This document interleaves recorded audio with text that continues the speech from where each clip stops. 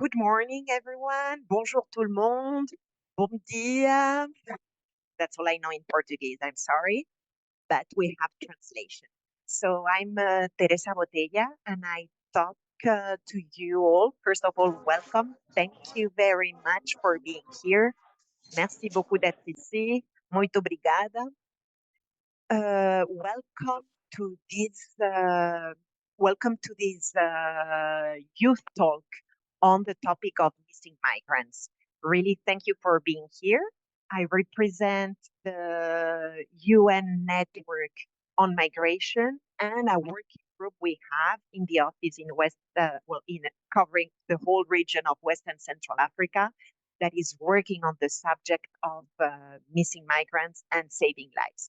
So, as part of our work, we wanted to organize a talk with youth on the topic to hear your points of view, your perspective. What do you think it's important, not important, or to hear your feelings? But we really wanted to do it more informally and really for youth and by youth. So I'm going to directly give the floor to our master of ceremony, uh, Damilola, who is one of our youth ambassadors on migration for Africa, and more precisely for West and Central Africa. So the floor is yours, Damilola, and welcome everyone once again. Thank you. Good morning, everyone. I want to especially welcome you to this very important and thought-provoking virtual event, the 2024 Migration Week Youth Talk, organized by the Regional Network on Migration for West and Central Africa. As Teresa already mentioned, my name is Damilola Deniro, and I'm the IOM as well as African Union Migration Youth Ambassador for the West African region, and I'll be your moderator for today.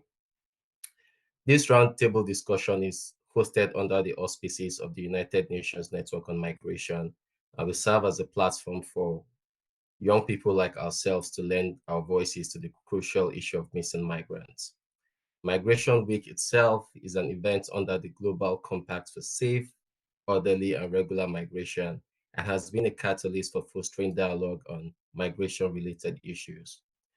This year, as we delve into the theme, implementing the Global Compact for Safe, Orderly, and Regular Migration, Progress and Challenges, our focus turns to the alarming rise in missing or deceased migrants in and from West and Central Africa.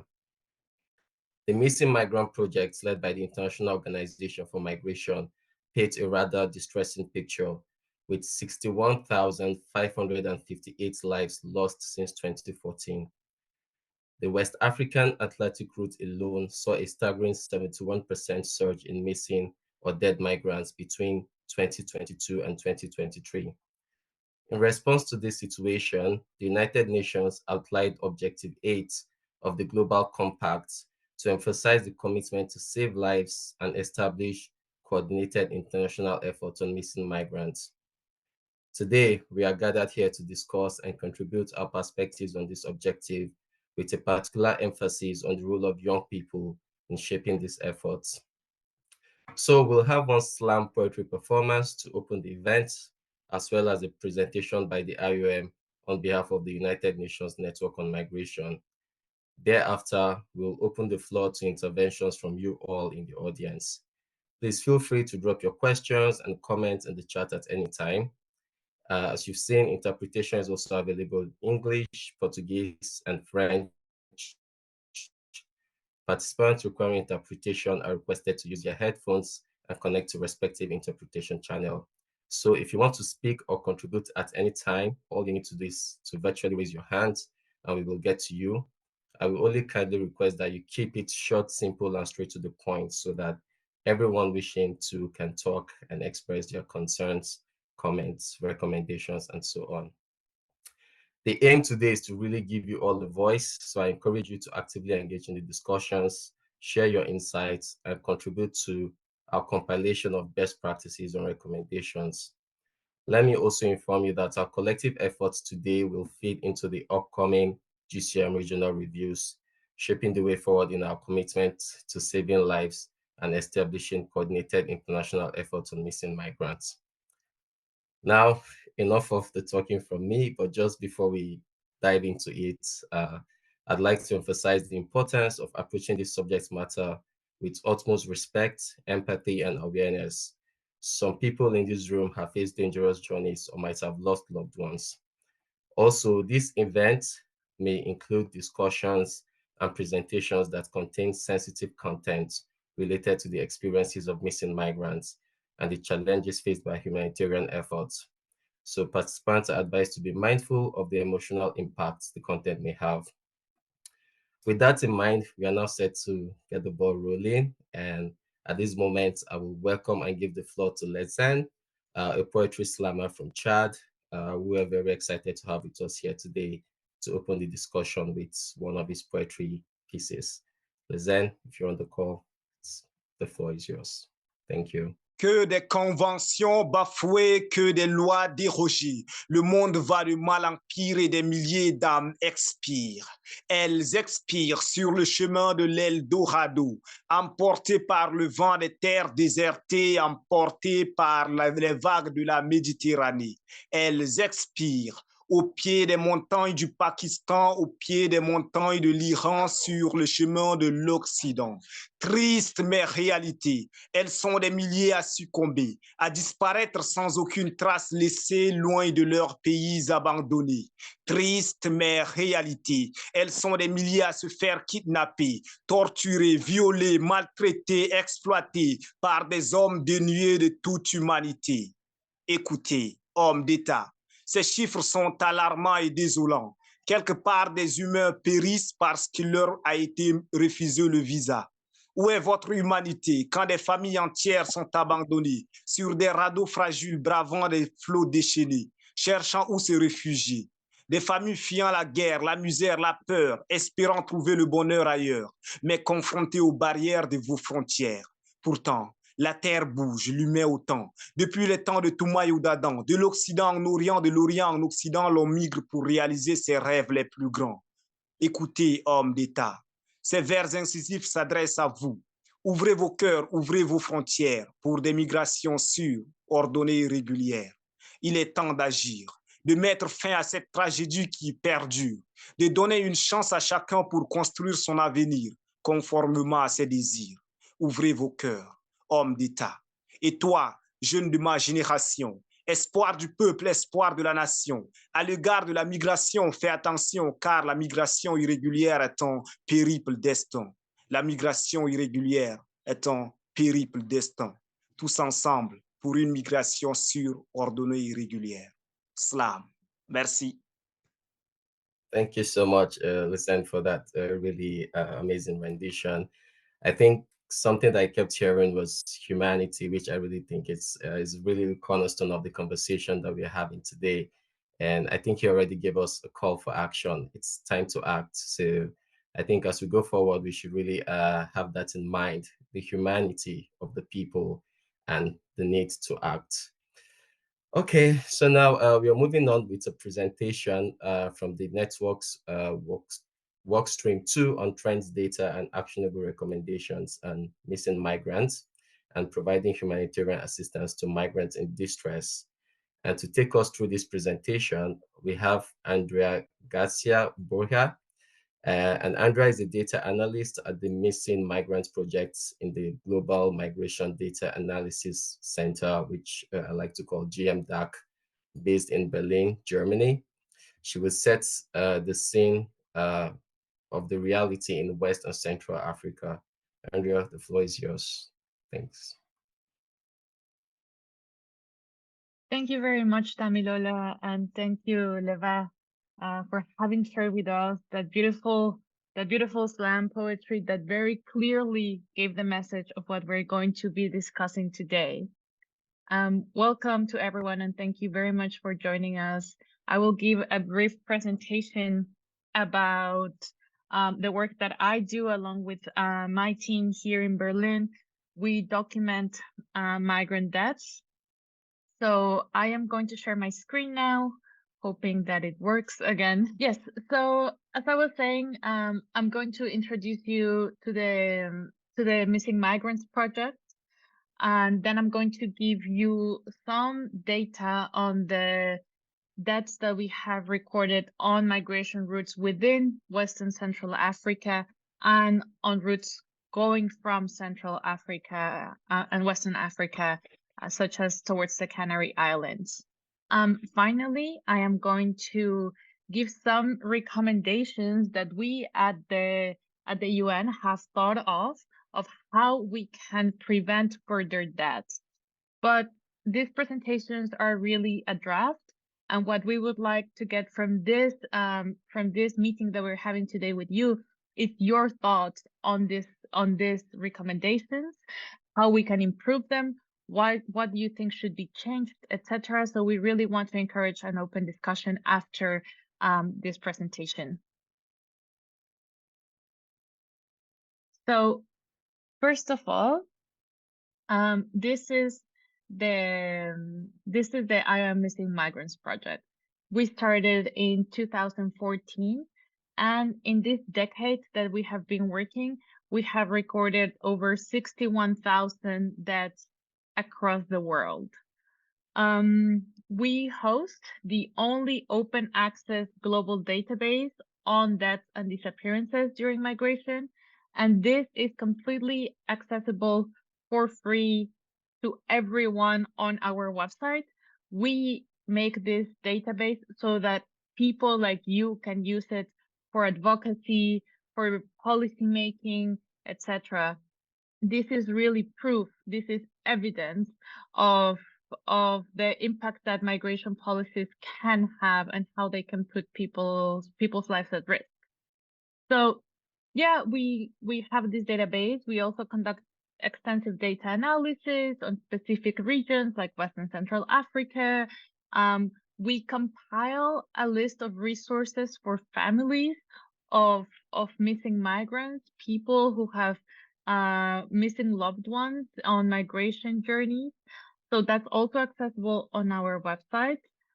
And we also have some good practices. What can states, what can organizations like the UN, small NGOs do to improve and to stop these migrant fatalities? Okay, first, before going to the data, I wanted to give you an explanation of what we mean when we say missing migrants. So what we mean is, or what we focus on, what we record, is fatalities, deaths that have occurred at external borders of states or in the process of migration towards an international destination. So this is not people that are internally displaced, that were just, for example, moving from their village to the city, but this is people that meant to cross borders. We also only record disappearances when the person is presumed dead, but maybe we're not sure because their body has never been recovered. So there's no proof that the person died, but it's most likely the case. And then we don't include anything that happens, for example, when the person go missing in detention centers or in reception centers. Also, when a migrant, for example, like me, that is already living in a country that is well established and they lose their lives there, that is also not counted. It's just when the person is migrating. And yeah, like I said, we exclude that's related to internal displacement. And we also, yeah, we have this rationale because we want to identify the risks that people face during their journeys. So as you will know, as you most likely know, people face many different risks in these journeys. For example, if they are walking through the Sahara Desert, moving on very hazardous vehicles, they will face some specific types of risks there. Also, if they go on a boat to the Canary Islands, for example, or to Europe, they will face different kinds of risks. So this is what we want to record. What are the risks, the threats that people face during their migration journeys, and that's why we define missing migrants in this way. So all the data that I will be presenting later is based on this definition. Now, here I have to say that our data is, we do our best. We put really a lot of effort into having this evidence, this database, but we face a lot of challenges to record migrant deaths because intrinsic reasons of how people migrate and the fact that they want to, for example, not be recognized, not be noticed, so they travel through routes that are very hard to reach in very remote areas, etc.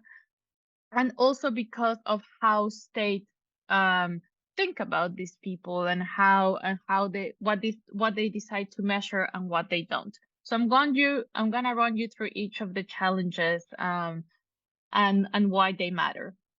So first, this is related to what the countries do, what is done by the authorities. So first, the first challenge to have evidence on migrant deaths and disappearances is the limited data from official sources.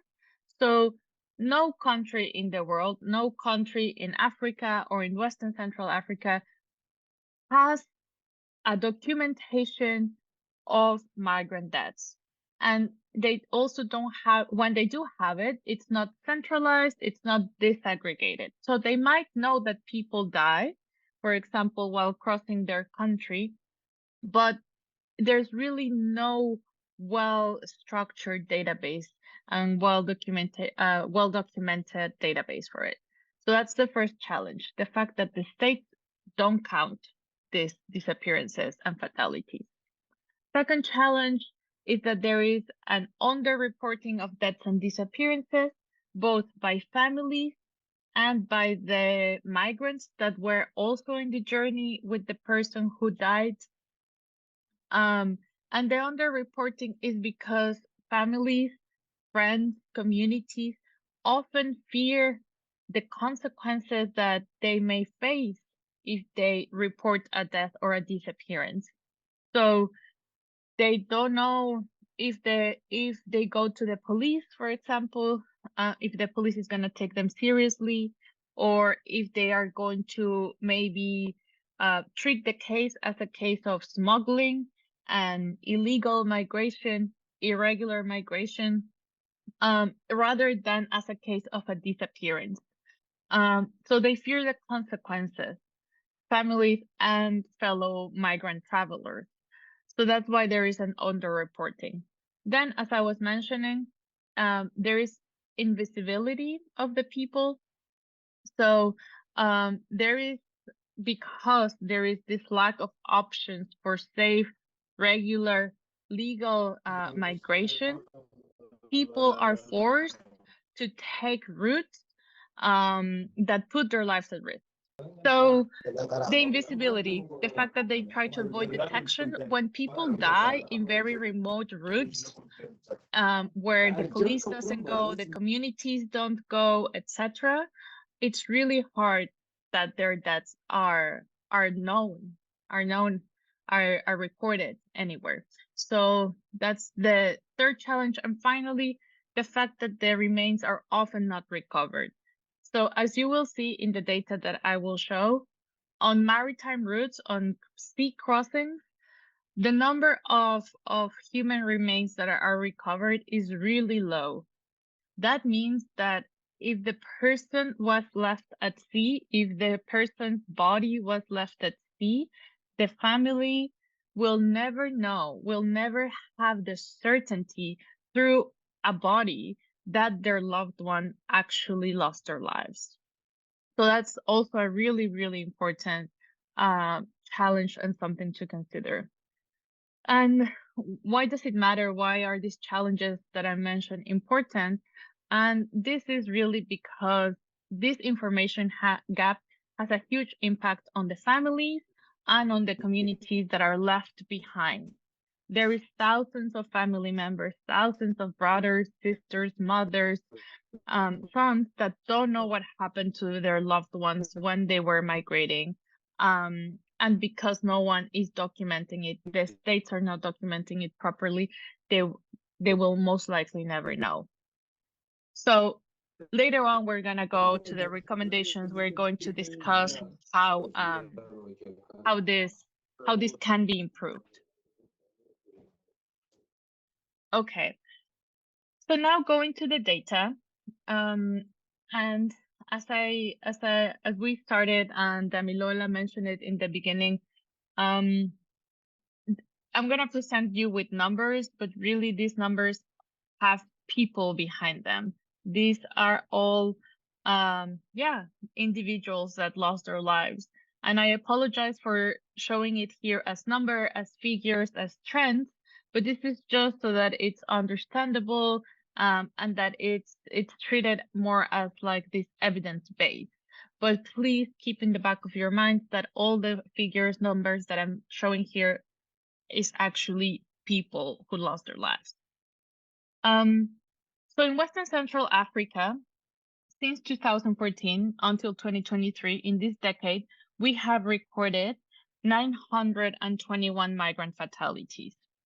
This is the minimum number of people who died. Most likely, many more people died, but because of the challenges that I mentioned, we couldn't record their deaths. We didn't know about it. So these are the minimum estimates. 920 people lost their lives. Of these 920, 29% were women, 17% were minors. And it's important to say that 91 of them were unidentified at the time that we recorded their deaths. So we don't know if someone has been identified afterwards, but they were unidentified at that time. That really shows that it's the vast majority of migrants who lose their lives within Western Central African countries that are not identified. Therefore, their families don't know what happened to them, don't know where they are, etc. On the right-hand side, you have the disaggregation by cause of death. As you can see, the most common cause of death within Western Central African countries are car accidents or accidents related to hazardous transport. For example, when people travel on top of trucks to cross the desert, or very cramped in a car, etc. All of that comes in car accidents. Then almost at the same time, in the same percentage, we have violence as a cause of death, unfortunately, and sickness. Sickness is also related to lack of access to healthcare, to emergency healthcare. So it's not only that the person was sick, but that the person didn't have access to life-saving medical services. And finally, we also have other mixed and unknown causes at a lower percentage. So that is more or less the risks that people face within Western Central African countries, excluding the incidents that happened in the Sahara. Now I'm going to show you the incidents that happened in the Sahara Desert. And here I'm just going to talk about Niger and Chad, which are the countries that fall within the region that we are talking about today. But you still have the map of all the incidents that we have recorded, more or less where they happened while crossing the Sahara Desert. But within Western Central African countries, so in Niger and Chad, in the Sahara Desert crossings, 1,900 people lost their lives since 2014. At least 1,900 people, of whom 12% were women and 7% were minors. Most of them were intra-regional migrants, so migrants from Western Central Africa, and the main causes of death were exposure and car accidents, as we have seen below. Before. Now we have the routes to the Canary Islands. So this is the last data trend that I will touch on, and then I will go to the recommendations. So I just use the map on the left side to show you more or less where people depart towards the Canary Islands. But that's just for illustration purposes. Then the data is really in the middle, on the middle graph. Here you see how, as mentioned below, in 2020, 2021, there was a huge spike of deaths of people going to the Canary Islands. And that's also related because a lot more people were taking the journey. 2023 was also a very terrible year in terms of fatalities. In total, since 2014, we have recorded 4,350 fatalities on crossings to the Canary Islands. Now, this is very important. 76% of the remains were never recovered from sea. That means that 76% of the victims are still being searched for by their families and probably will continue to be searched for a very long time. So finally, going to the recommendations, these are some of the ideas that we at the UN Network for Migration have come up with to improve the situation. So first, we are going to focus these recommendations on prevention, search and identification of the victims, and support for the families. Those are the three big pillars. In terms of prevention, we want countries to review the impact of their migration laws and policies to make sure that they don't put anyone at risk of dying. That's the most important. We also want states and other actors to help migrants and their families to maintain contact throughout their journeys. This can be as simple as allowing a migrant to make a call during the journey. Second, we're going to search and identification. We think it's really important that we keep data systems such as the Missing Migrants program, but specifically that are about unidentified remains. We want countries to follow international standards such as the disaster victim identification, so that the level of people who are identified is a lot higher. Now, this is important. We would like that there is a national focal point that is in charge of the topic of missing migrants, so that there can be international and binational cooperation between these focal points and the search can be more effective. We think that it's also imperative that there is a mechanism for families so that they can go and report disappearances to the government, obviously following recognized standards such as the ones by the ICRC. And finally, in terms of support for the families, we think it's really important that there are legal documents provided to families who are missing someone, for example, to a woman whose husband migrated and probably lost their lives during migration, so that she can have access to inheritance, that she can manage properties, etc., etc. So certificates of absence are really important.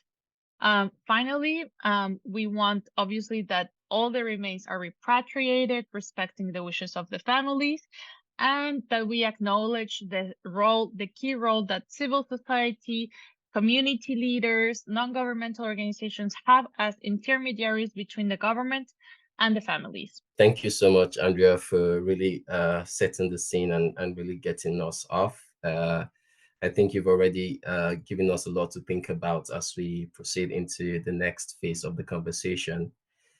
And now we are really about to get into the main aspect of today's event, the part where we really want to hear from you, the young voices. I think it goes without saying that a lot of the people that we're talking about in this conversation are young people who are undertaking these risky journeys and have to face all of these hurdles.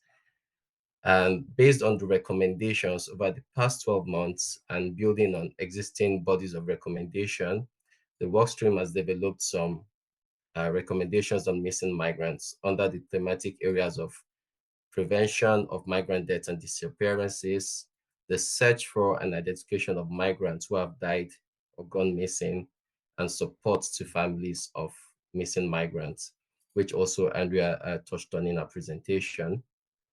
So I'm really just going to quickly run through the kind of overarching recommendations from these themes, and I will try to also just drop it in the chat so we kind of have this in mind as we proceed.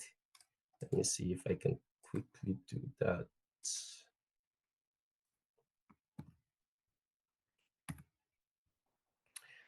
Okay, yes, so I just dropped that in the chat and I hope everyone can see it.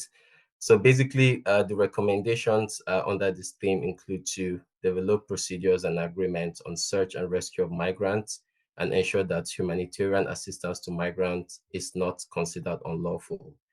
Review migration policies and laws to ensure that these do not raise or create the risk of migrants going missing. Enable migrants to communicate with their families along routes and their destination. Establish transnational coordination channels and designate contact points for families looking for missing migrants.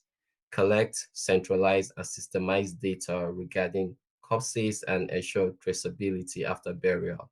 Recover, identify, and repatriate the remains of deceased migrants in a dignified, respectful, and proper manner.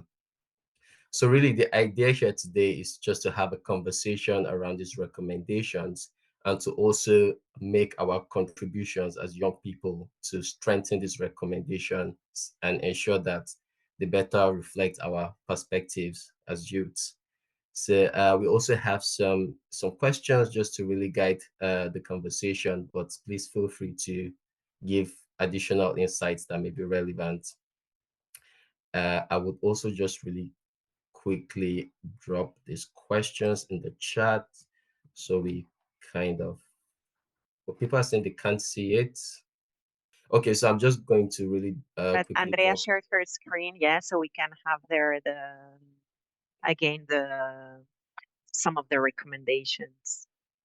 Yeah, thank you so much for that, Andrea. I will also just kind of drop this little bit summarized and simplified version here as well, but more crucially at this point to also drop these questions, which I hope we can cover and get input from the audience. So these are the guiding questions. And really, as I mentioned before, how this is going to work is when I read out a question, if you have a thought, comments, recommendations, or you just want to talk about it, please raise your hands and then we will get to you. So after everything we've heard, I think it's really clear that the ultimate aim here is to save lives, to save as many lives as possible. And so I'm just going to start off with the first question on the list, which is, as young people, what do you think would help saving lives during the dangerous journeys by land and desert and by sea? And what role can young people play in this? So if you want to, okay, I see a couple of hands already. So I think I will, okay, I will just go in the order that I see here. Please keep your interventions very brief, 1 to 3 minutes maximum, so that we can also get to everyone. Thank you. So I will give the floor now to Shaik. Sorry if I didn't get the pronunciation of the name correctly. Please give us your intervention. Thank you. Hi everyone, and thank you for this great presentation, full of insight. Just gonna go straight to the point. For this first question, I think all the recommendations I've seen here, maybe it could be seen at the policy level, or at least at the decision making. But how about the local community, at the grassroots level? Because I think there are so many laws and policies saying, like, for example, within West Africa, this thing about ECOWAS, free movement of people and goods. Are people aware of that? How is it actually manifesting on the ground? For instance, if I'm from Senegal, I want to go to Benin by road. Think about all the effectiveness. So not only to mention that people within Africa, I'm just taking the example of West Africa, do they know much more about their neighboring countries? Do they know more about what are the ways they can go from one country to another in a safe way? And I think my response to all of that is how we can get the grassroots level much more involved and aware. We design a board game. The idea behind it is just to kind of make young people to know much more about their neighboring countries, because we can see migration going from sea, air, whatever. But most of the time, those people who are doing that are those who can afford it. And those who are affording it, maybe it's like the least. And if you see the amount of people migrating from one country to another country daily, you can see the number will outnumber the 900 deaths of refugees. So again, my recommendation would be how we can empower the grassroots level to kind of do some things within themselves so that they can speak from one another the language that they can access. We can still do this thing in a parallel, like policies and all that thing that is from the policymakers is all good. But to make those being really efficient and having the community demanding those, like getting the community to be well aware of that. So I'm just going to keep it brief because I know there are so many people who want to ask for the floor. Thank you for allowing me. Thank you. Yeah, thank you so much. I think you really said two things that are profound there. The importance of grassroots engagement and also information about regular pathways. I think these are really proactive steps that can already prevent people from embarking on these regular pathways when we really engage them at the grassroots and provide them with the necessary information. Thank you so much for that. So I'm going to move now to Anthony. Please give your intervention in just 1 minute. Thank you.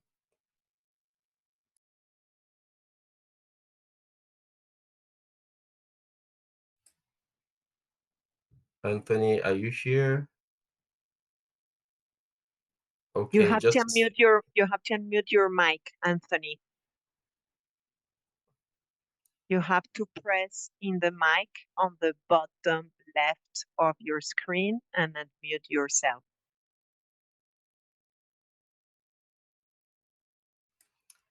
Okay, we'll get back to Anthony. Just for time, I'm going to move on now to Nega. Nega, please give us your intervention in a minute. Thank you. Thank you, Damilola.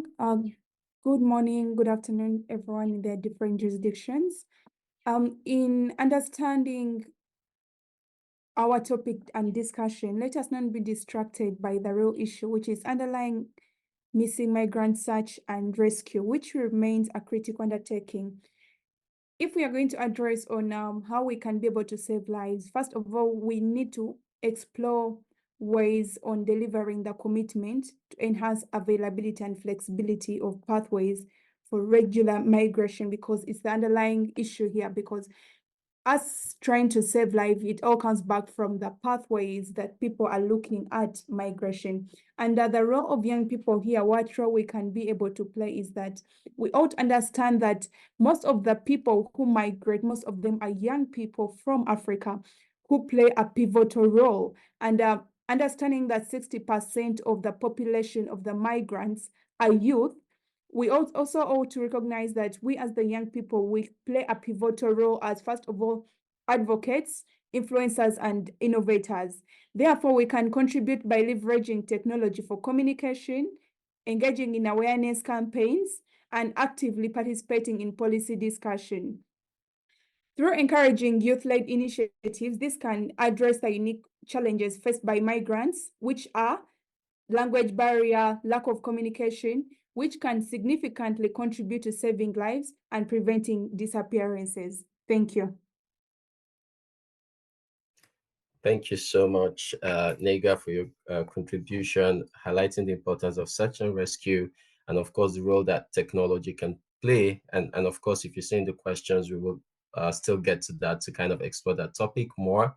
So I'm really going to just take 3 more contributions in this order, because we have other questions as well. So you would have the chance to also contribute to those. So in this order, Okay, I see that Anthony is back, so I'm going to, in this order, Anthony, Adedoye, and Emmanuel. In that order, we'll take your contributions. You have 1 minute each, so you can pass the mic to each other, and I will just start off with Anthony.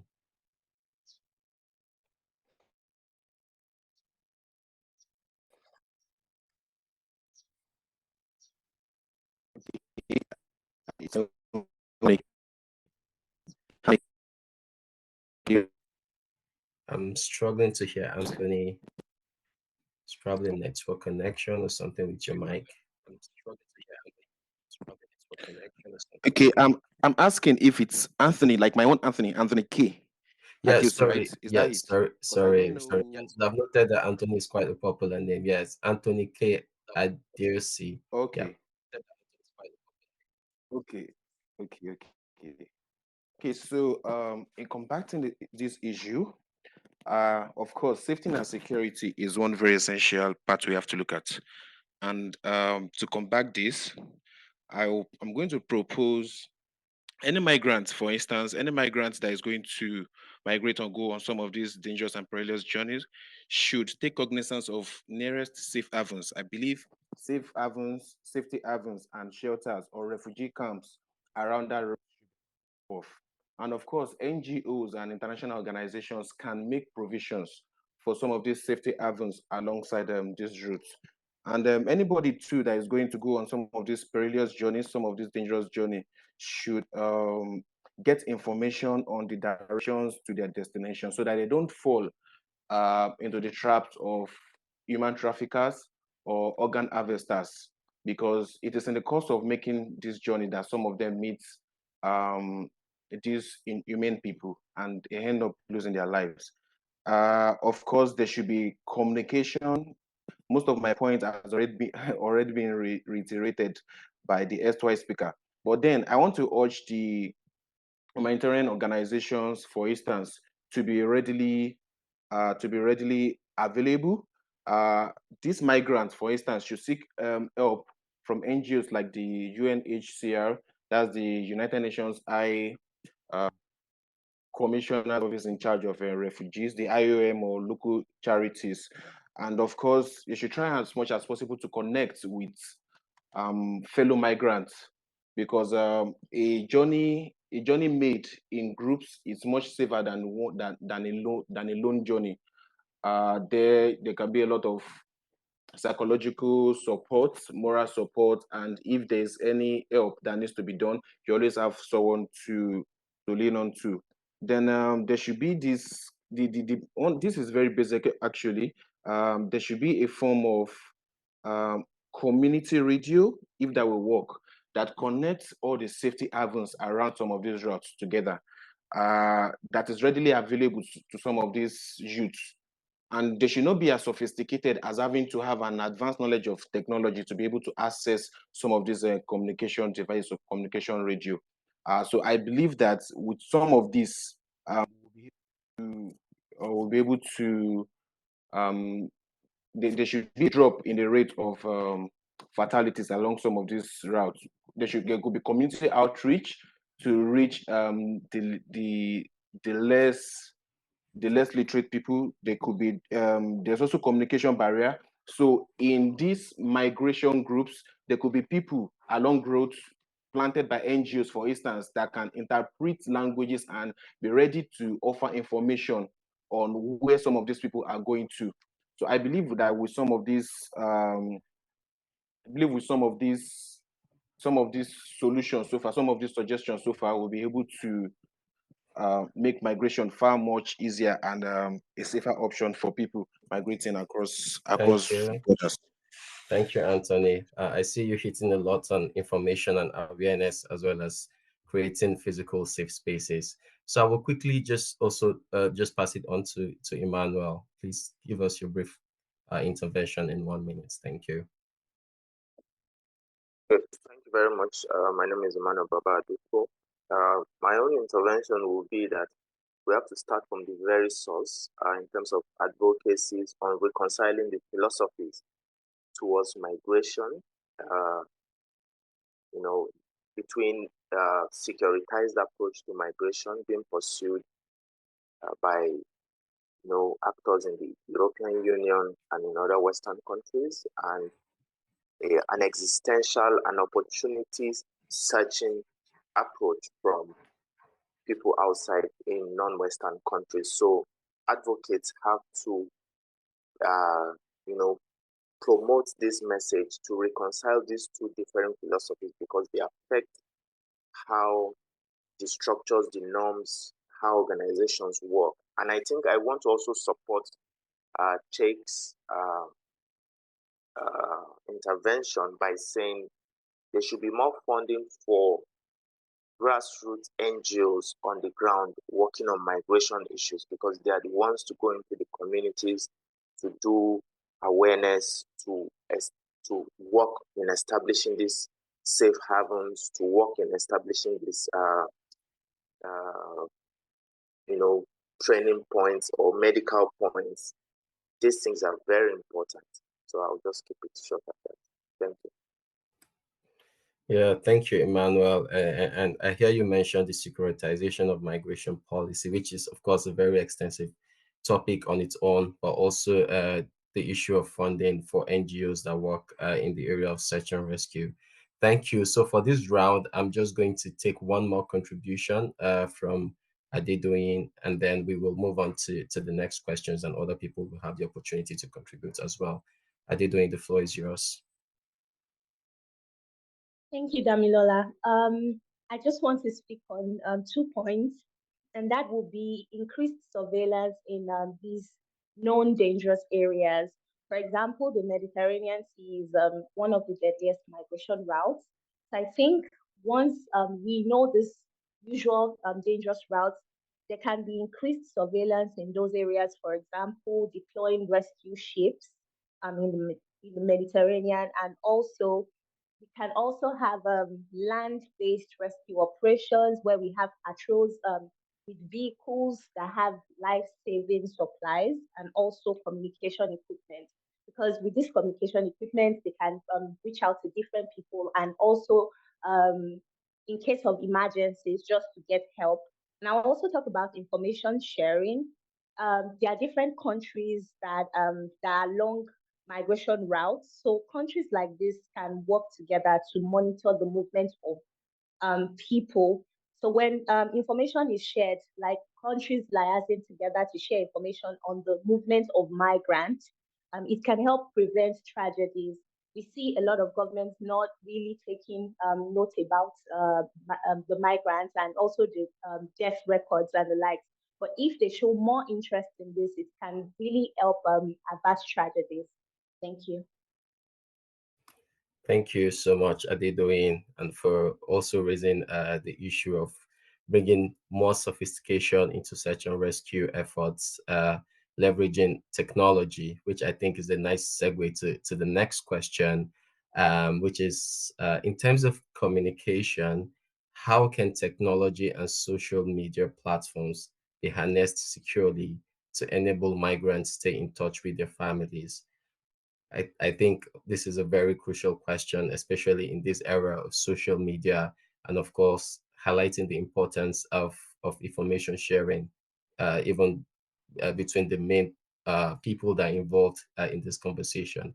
So again, I'm going to take a few contributions. You can raise your hands again. I see that Rafiat has had her hand up for a bit. If you want, you can also jump in on this question.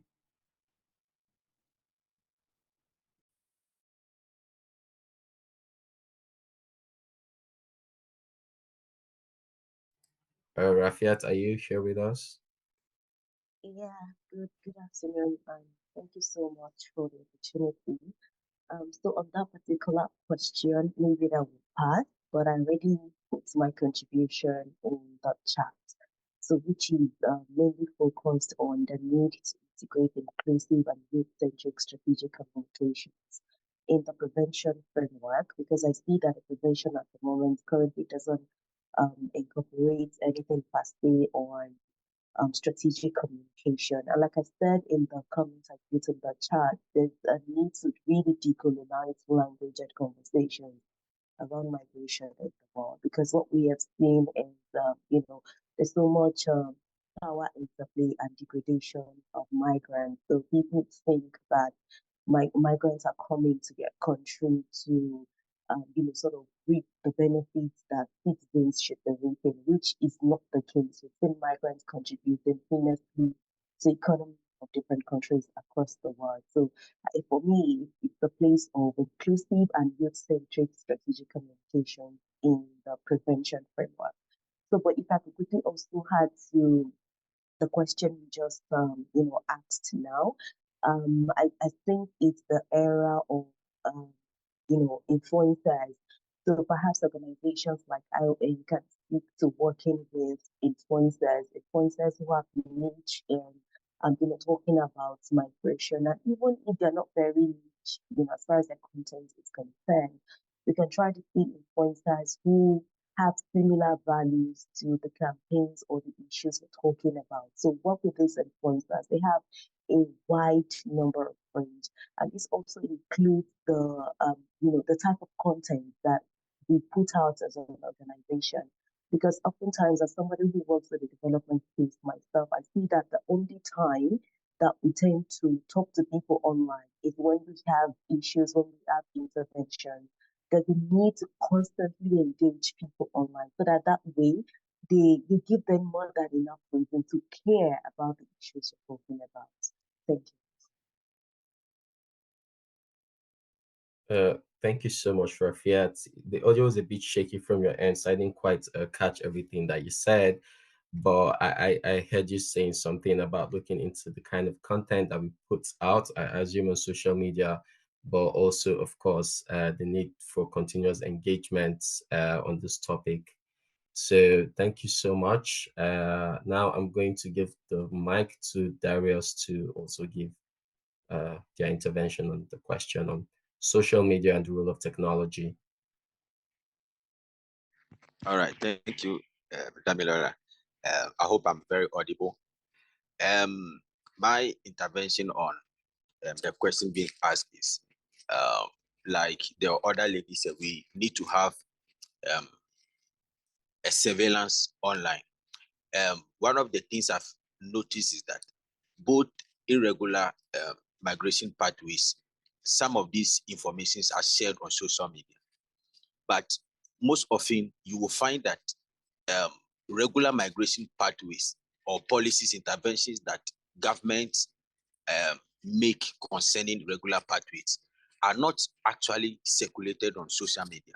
So, for instance, a lot of young people, mostly when the word migration comes into my mind, the first people who come to my mind is the youth, because the majority of migrants are young people. So you realize that these irregular pathways are not readily available. These young people do not have this. Why? Because they are not circulated so much on social media. So just about some few couple of weeks ago, the Ghanaian president announced a free visa entry for all African countries into Ghana, and a lot of people are not even aware. And there are other such policies that are also operating or initiated in other countries that are not available for young people. So the information sharing, how do young people, how can we harness social media? So by sharing these informations. So one of the things I do is that I share this information, because you never know who is planning to migrate the next minute. And having access to this information comes in very handy. And how many young people are able to access these official platforms, or how many of them even know? So for instance, you come to Ghana, we have the immigration service that put certain informations on their website. How do young people, how do they even know that such informations are there?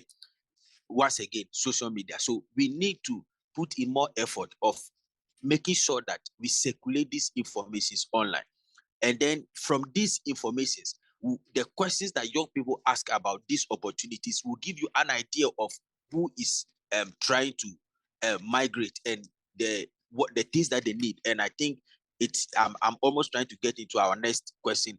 as a young migrant, what are some of the things that you need? So from these interactions on social media, we are able to know the things that they need, and we give them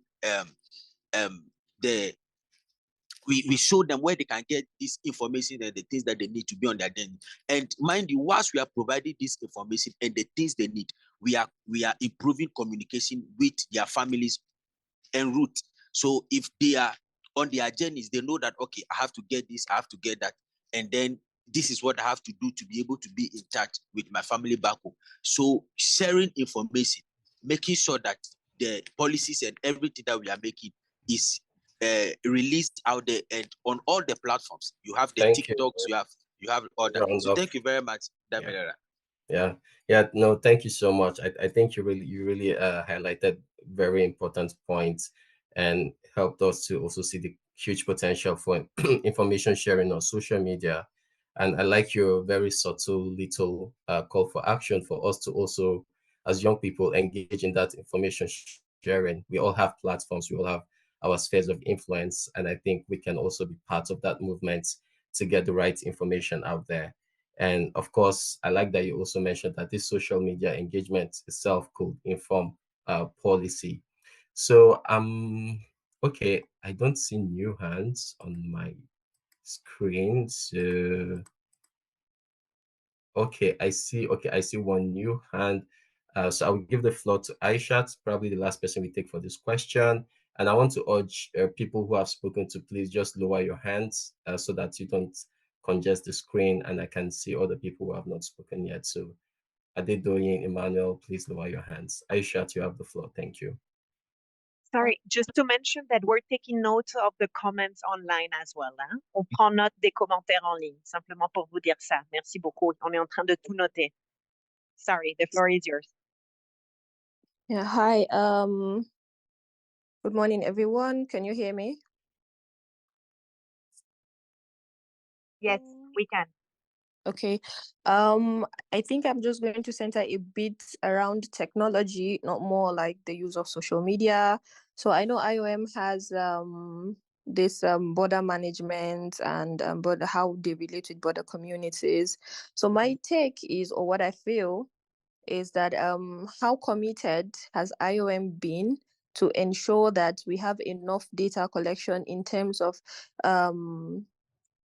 irregular, both, even if it's both regular or irregular migration, because we have a lot of porous borders within West Africa and Central Africa. How has the immigration service, how has IOM empowered, or should I say support the immigration border services, or should I say workers, to ensure that there is enough data collection of migrants that move from one border community to another? That would also help, I think, in identifying, or when maybe a particular family is looking for certain missing migrants or something, they could also access some data from the immigration services. So I feel if IOM is really committed into this, should I say, capacity building for immigration services, that's for border communities, it could also help in terms of retracing missing migrants, their datas, probably maybe their date of entry into a community and stuff like that, if it's been collected. I know IOM is doing a lot on the MIDAS project, but then how committed are we, and what's the feedback from the MIDAS? How has it actually helped this issue of missing migrants? So to me, that's just what I wanted to point out. Thank you. Yeah, I mean, thank you so much, Aishat. The need for regional cooperation in the aspect of data collection and border management cannot be overemphasized, you know, especially I think there's always a lot of conversation and media attention on people dying at sea, which is utterly crucial, but a lot of that movement starts from land, you know, in the West African region, they're moving through the desert.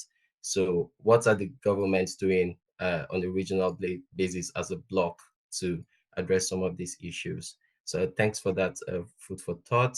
I will just then move on to the third question now. which goes like this: if you were a migrant on the move on a perilous journey, what information would you need? How would you assess it? So I see Darius. Okay, but I'm going to give the mic to Fatuma first because she hasn't spoken, or they haven't spoken yet. So Fatuma, you have the floor. Thank you. Thank you so much. So maybe I'll speak a little bit also in general. In terms of, you asked what will they need, and there's, I think, particular thing that I haven't really had anyone speaking about, which is, when Andrea was doing the presentation, she talked about sickness and violence as main causes of missing migrants' death. And I think along the route, there is need to think about protection of both young men and women, their sexual reproductive health, especially for young women. We all know, sexual assaults and all those things. So in that sense, I think it will be important for, people who are migrating to know that there's those kind of services around the route. But also, in general, I will say, and it's easier to say, is that what we really need is to prevent all this death from actually even happening. So I think prevention is key. There is need for joint, multi-country, multi-agency kind of programs that covers all these migration routes. And I know there was something like that, that was happening in the MENA region, and they were doing like a big program along the route and doing protection and health and psychosocial support and all sorts of things. So I think that could be one thing that maybe as a recommendation. And also, I think someone also mentioned, just to emphasize that migration or irregular migration cannot be solved by one country. So this need for a regional effort, maybe a regional, I don't know if it exists, a regional policy or something like that can support. And also building the capacities of the governments. And in terms of social media, there's all this time, most of the time people keep on showing rosy pictures of people who have immigrated. And most of these people are going through that dangerous route because they want to better their lives. So what about changing the narrative? What about showing people who are actually struggling over there as well? So maybe rethinking awareness and rethinking social media around migration, I think will be something. So thank you so much. Thank you so much for your insightful contribution, Fatuma. I think you mentioned some really important themes around prevention and support and capacity building, but also your last comment in terms of the narrative and framing of migration on social media. I think it's something that's also really important because a lot of people are taking decisions of what they see, so I think that's really important. And maybe just to kind of stimulate this conversation a bit, I think a recurring theme from all of the contributions we've had so far has been the need for information sharing, having access to information. And so imagine yourself as a young person. It's time to kind of get specific. What kind of information would you need?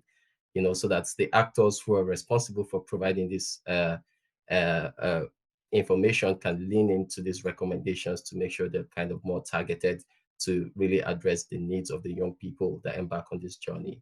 So I still see Darius has his hands up. I don't know if it's in respect to the previous question or if he also wants to jump in on this one because I don't see other hands, and maybe we can just take one more.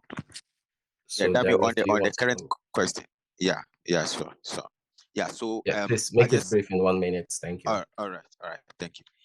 So I just want to contribute on that. I think we need a very strong and collaborative social media policy. So as me, for instance, as a young person, if I want to migrate, the first thing I look out for is to go to social media and get information. And one of the areas that we are not really looking at is, you go to YouTube today, there are a lot of young people having channels on how to migrate to Europe, how to travel abroad. Some give out informations and all that.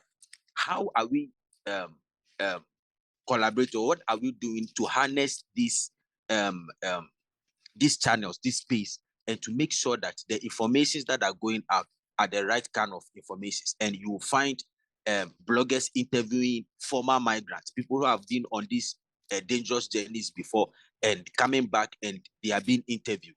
So I think these are avenues. So for me, for instance, the first place I'll go is social media. And somebody asked a question on how IOM is engaging immigration authorities. I think in Ghana, for instance, I can give a contribution on that. The IOM is doing great in Ghana, collaborating with border officials, immigration officials. I'm in a border community, so they organize capacity building programs for them and for the border communities to help in regularizing migration. So I think on the social media, something we have to look at that again, because that is the first place I will go as a young person to get the required information on how to move from one African country to the other. Thank you. Yeah, thank you so much, Darius, for again emphasizing the role of social media, but also sharing that good practice from Ghana, because that's also something we're looking to hear. If you're aware of some good practices, something that can be replicated, something that can be improved on, I think it would be really important to highlight that as well. So on this question, I'm just going to take one more contribution as I see a new person on the list. So I will just turn it to Nafisa to give us your contribution briefly. Thank you. Hi, can you hear me? Hello? Yes, yes, we can hear you. I hear you. I hope everybody is doing okay. I would just like to talk about something, because for me, there is something that usually people really miss doing is, even if you get to a new country and you don't legally, you have to actually tell your embassy there that you have arrived in the country. And a lot of people in life do not do that. I know that sometimes illegal migrants are actually scared of going towards any sort of agencies because they're trying to stay illegal. But I think that if IAM can work with the different like embassies, like let's say I get to Senegal illegally and I go to my embassy there and I tell them that I'm there, they can maybe work with the people of IAM so that they know that there is a new person like here, even if it's illegal or something. I don't know how exactly we can put that in place. But I think everybody has to just have this automatic way of just telling their own embassy that they're there in this new country, because it actually helps more. And every time you have an issue, you can always call the embassy and ask for help. And that is something that people should also know about. And the information should be passed to the youth, I believe. That's it for now. Thank you. Thank you so much, Nafisa, too, for giving us that remark on some of the roles that the institutions can also play in this conversation. So we're going to move on now to the fourth question, which will be what we can do as young activists, and just to read it out, what strategies can young activists employ to advocate for changes in migration policy to reduce the risk of migrants going missing? So I think let's kind of have a sort of proactive outlook to this. What kind of strategies, what kind of policies would we advocate to sort of reduce the risk of migrants going missing? So I see no hands. Any takers for this question? Okay, thank you, Karimat. You have the floor. Thank you so much, Dami. As young people, we cannot deny the fact that we have the ability to contribute and influence policies, and then it's really amazing to see that the world leaders, are also seeing that young activists across the world can do so much. And even though we are not there yet, of course, we are getting there. So I think that some of the ways that strategies that young activists can use to advocate for change when it comes to migration policy, um, we understand that policies are very important, and some of the ways that young people can do is they've mentioned some of it while we're on the call is raising awareness about this issue. Most people, awareness is very important, making use of social media to educate the public about the risks that migrants face, and also us talking about the importance of these policies, how these policies are going to be important for their safety. I think that's one of the major strategies that young people can use when it comes to advocating for this change. Another way is for us to come together, collaborate with one another or with non-governmental organization or international NGOs that are focused on migration issues so as to you know, spotlight the effort of young people and organizations that are coming together to reduce the risk migrant face, and also collaborating by sharing resources and also leveraging their expertise. It's one of the strategies that I think we can be able to employ. Another way is for us to mobilize young people and so as to advocate for policy change. Like I rightly said, the voice of the young people are very important. And the sooner INGOs and world leaders realize that, the better for everyone. And then the quicker we are going to get to this destination where we have a safe future for everyone, irrespective of their migration status or irrespective of who they are. Also, another way is for us is to engage via the media, and also engage with policymakers that will be able to push these policies across so that they can become effective laws that would guide migrant. Yeah, thank you, Dami. Thank you so much, Karimat. And I really love the point you made about mobilizing young people. I think it's really especially profound for Africa, where the population is really young. I think if we are really able to mobilize young people and get them speaking on these issues, the decision makers wouldn't have a choice but to listen, just given the sheer amount of young people that we have on this continent. Well, Andrea is going to leave us soon, and I just want to really quickly give her the floor for some closing remarks from my end before she jumps off. So, Andrea, you have the floor.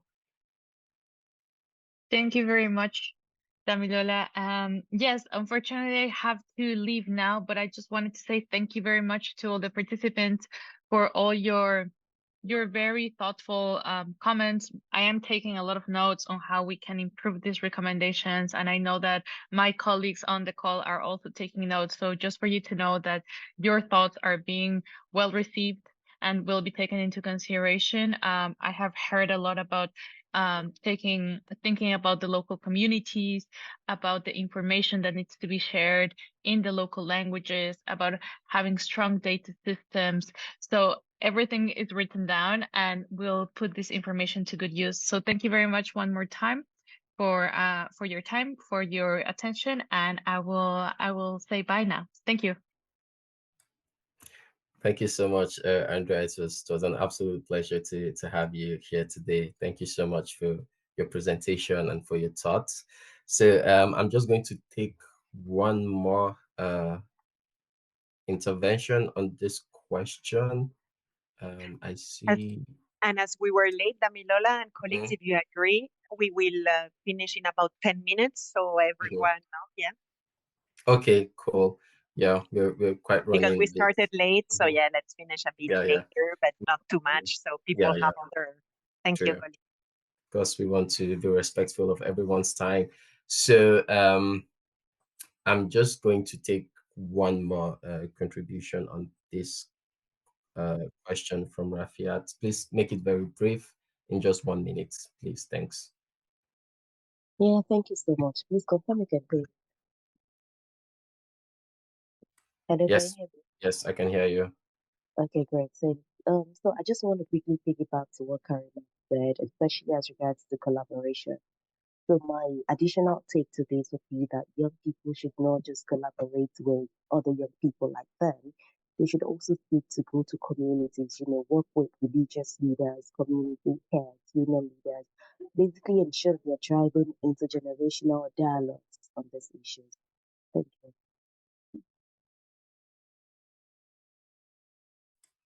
Thank you so much for keeping it short and crisp. I think that's the vibe we want to go on. As we take the last question, we really aim to, as Teresa mentioned, to finish this meeting in around 10 minutes. And really, the last question is quite an open one in terms of what practical difficulties do you anticipate in implementing these recommendations? And are there additional suggestions you will propose to address these challenges? So we've had a lot of recommendations flying through the room today. What gaps do you see? And is there something that we haven't talked about yet that you just want to add? So I'm only going to, because I have just 5 more minutes to take contributions, I will take from 2 people a very, very short contribution. Just anything else you want to add, or some practical challenges that you anticipate around these recommendations that we've talked about today. So I'm just going to look up on my screen now. I see Darius. Yes, please give us your quick contribution. Thanks. All right, thank you, Damilola. So I think one of the things that I was looking at, look at the GCM, the objective 8 to save lives and establish a coordinated international effort on missing migrants. And looking at all these recommendations, if we are not able to coordinate on international level, looking at the peace situation in Africa. Currently, we have 3 African countries withdrawing from ECOWAS. These are all going to be a hindrance to the implementations of our recommendations. So my final recommendation is that our policies should also look at how to contribute to ensuring that we have peace on the continent, to be able to contribute to paving, creating a regular migration pathways to young migrants. Thank you.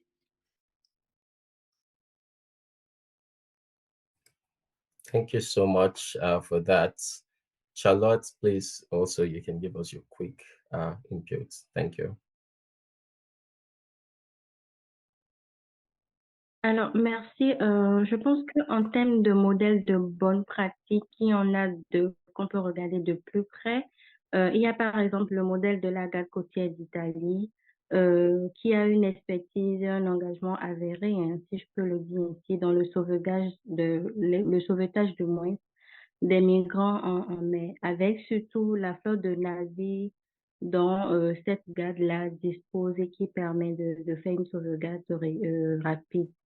Je pense que outre ce modèle-là, il y a également les politiques d'immigration du Canada qui mettent en place un système en même temps de réintégration des personnes migrantes et qui leur proposent un parterre diversifié d'activités, d'actions, d'intégration dans la société et qui fait même que le Canada devient de plus en plus je vais dire, un terrain qui est désiré ou vers lequel beaucoup de migrants vont parce qu'il y a un système d'intégration des migrants qui est mis à disposition. Donc, je crois que ce sont des modèles qu'on peut regarder de plus près, tirer les bonnes pratiques qu'il y a à tirer et refaire le modèle qui correspond le mieux à notre région.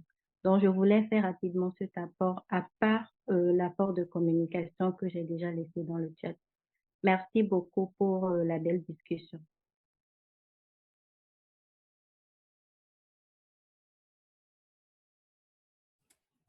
Thank you so much, Merci beaucoup, for that contribution. And well, we're getting to the end now, and I think at this point we can really give ourselves a virtual high five for such an insightful conversation. I'd like to really thank everyone for their robust contributions. My notes are really full, but I think today we've been able to touch on a lot of crucial points with regards to this conversation. I've had a lot of people talk about the importance of communication and information sharing, making sure that the right kind of information is out there, making sure that people have access to this information as well. But also the importance of emphasizing and highlighting regular pathways as, of course, a more viable option and the best way to migrate. There's also been a lot of contributions on how we can improve search and rescue, as well as border management, leveraging data collection, information sharing, and technology. And of course, the importance of also really making tailored advocacy and policy that are really tailored to the needs and to the realities of young people. I think from everything that we've said today, our voices have been heard clearly and loudly by the people who need to hear them. And as you know, the recommendations and all your inputs from this conversation will inform the next GCM reviews that will be happening, I think, around the middle of February. So all the points that you have mentioned here, for people that spoke, for people that wrote in the chat, will all be incorporated into our activities going forward. But if you feel like your point has not been taken into account, or you didn't get a chance to speak, or we moved on from a question you would have liked to contribute, please do not hesitate to reach out to the workstream represented by Andrea. I believe she shared her contact already in the chat. Or you can also reach out to me. I will also drop my email in the chat, so that, because we really want to ensure that all perspectives are taken into considerations and that young people really take ownership of this process. So I just want to really, once again, thank you so much for your very active and interesting participation. And I wish you that you enjoy the rest of your day as you go about your daily activities in different parts of the world where you join in from. And I think we will also share via the chat information on other Migration Week events that you can be part of, so that we keep this conversation going. Thank you very much, and have a nice rest of the day. Thank you, everyone. Yes, and we put the contact of missing migrants and saving lives of the network, as well as the family tracing, because it was asked in the chat. So thanks a million. We'll stay in touch. Thank you for your Damilola, for your moderation, and everyone for the participation. Goodbye. Bye, everyone. Bye. Thank you.